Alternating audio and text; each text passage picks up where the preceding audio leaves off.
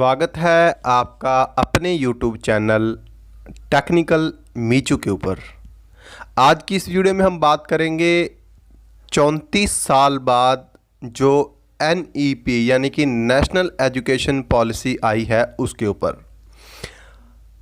ये एक स्क्रीनशॉट है जिस पे बहुत ही कम समय में हम आपको समझाने की कोशिश करेंगे कि न्यू एजुकेशन पॉलिसी जो आई है उसमें क्या क्या बदलाव आए हैं।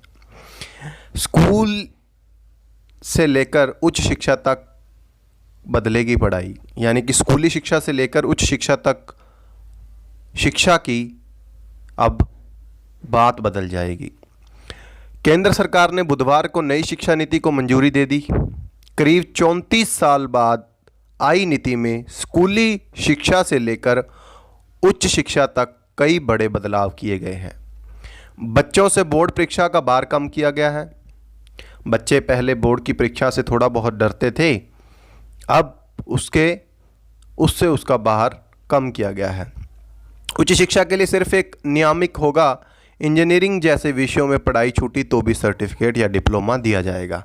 पहले अगर बच्चा किसी कारणवश पढ़ाई नहीं कर पाता था, यानी कि एक साल लगाया दूसरा साल नहीं कर पाता था, उसको कुछ नहीं मिलता था, लेकिन अब उसे सर्टिफिकेट का डिप्लोमा भी दिया जाएगा। प्रधानमंत्री नरेंद्र मोदी की अध्यक्षता में हुई कैबिनेट बैठक में नई शिक्षा नीति पर मोहर लगाई गई। इसमें 2030 तक की प्री प्राइमरी से उच्चतर माध्यमिक तक 100% व उच्च शिक्षा में 50% प्रवेश दर हासिल करने की बात भी कही गई। गणित के साथ साथ फैशन की पढ़ाई को भी अब मान्यता दी गई है। उच्च शिक्षा सचिव अमित खरे ने बताया कि नई शिक्षा नीति इस तरह बनी है कि स्कूल से हर छात्र एक कौशल लेकर निकलेगा, यानी कि कोई ना कोई कौशल बच्चा के पास जरूर होगा जब वह स्कूली शिक्षा करके निकलेगा। इसके साथ साथ बच्चे को कमाई के साधन भी मिलेंगे।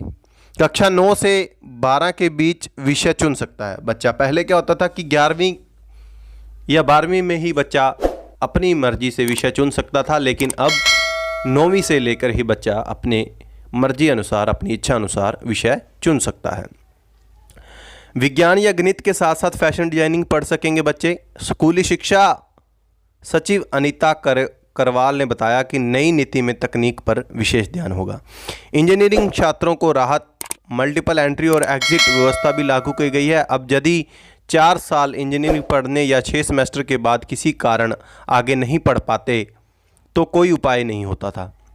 नई व्यवस्था नीति में साल पर सर्टिफिकेट, 2 साल के बाद डिप्लोमा व 3 साल के बाद डिग्री मिलेगी। सभी वैज्ञानिक और सामाजिक अनुसंधानों के लिए नेशनल रिसर्च फाउंडेशन बनेगा। बच्चों पर बस्ते का बोझ कम करने की कवायद, यानी कि बच्चों के बैग में किताबें भर दी जाती थी, अब ऐसा नहीं होगा। स्कूली शिक्षा का 5+3+3+4 का फार्मूला लागू होगा। फाउंडेशन स्टेज, पहले 3 साल आंगनवाड़ी में प्री स्कूलिंग होगी। अगले 2 साल कक्षा 1 एवं 2 स्कूल में पढ़ेंगे। एक्टिविटी आधारित नया पाठ्यक्रम तैयार होगा जिससे बच्चे इसका ज़्यादा फायदा उठा सकेंगे। प्रेटरी स्टेज, इसमें कक्षा 3 से 5 तक के प्रयोगों के जरिए विज्ञान, गणित, कला आदि की पढ़ाई कराई जाएगी। 8 से 11 साल तक की उम्र के बच्चों को इसमें शामिल किया होंगे।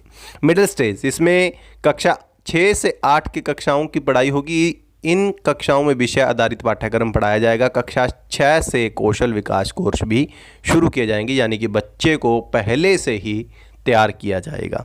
सेकेंडरी स्टेज, कक्षा 9 से 12 की पढ़ाई 2 चरणों में होगी। इसमें विषयों का गहन अध्ययन कराया जाएगा।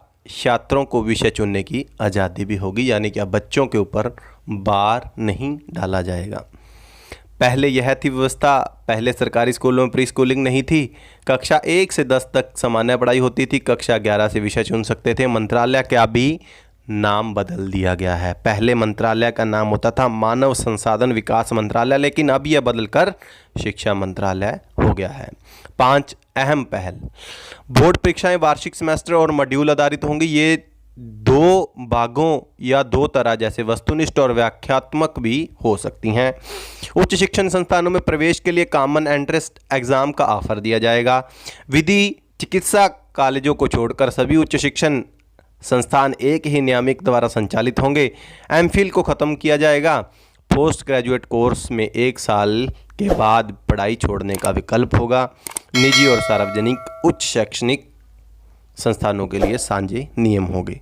और प्रधानमंत्री नरेंद्र मोदी जी ने क्या कहा? राष्ट्रीय शिक्षा नीति 2020 को मिली मंजूरी का मैं पूरे दिल से स्वागत करता हूं।